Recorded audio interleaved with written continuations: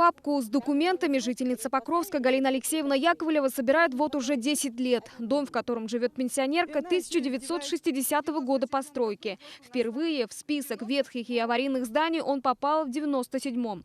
Мы с 2006 года ждали, 10 лет прошло. Что я говорю, еще 5 лет ждать? Она говорит, если не больше. И еще смеется и издевается. Ну как так можно издеваться над людьми?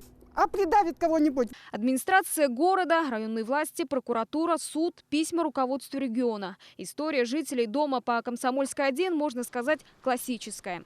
Теперь они подают, администрация на нас, апелляционный иск, что якобы мы не имеем права получить жилье. В одном из последних писем мэр Покровска предложил собственникам дома снести его своими силами.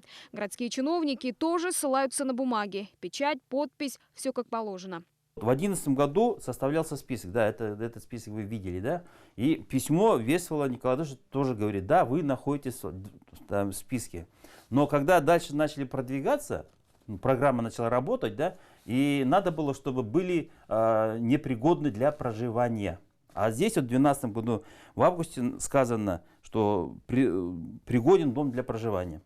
Ситуацию вокруг этой двухэтажной деревяшки осложняет ее соседство с базальтовым заводом. По словам людей, временами им сложно дышать. Иногда такие выбросы бывают с этого завода, что невозможно до работы дойти, дышать нечем.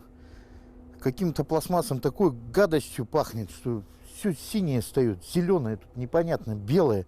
В качестве доказательства нам приводят заключение Роспотребнадзора. Здесь числится 13 пунктов нарушения. А представители промышленного предприятия уверяют, их деятельность безвредна. И на сегодняшний день полностью все нарушения устранены, практически все нарушения устранены.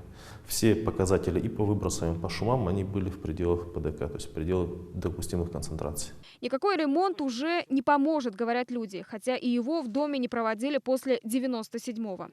Ну просто издеваются. Сколько можно? Что дальше? Местные власти ответили так. Им надо ждать программы переселения, да. Сейчас вот в данный момент никак не получится.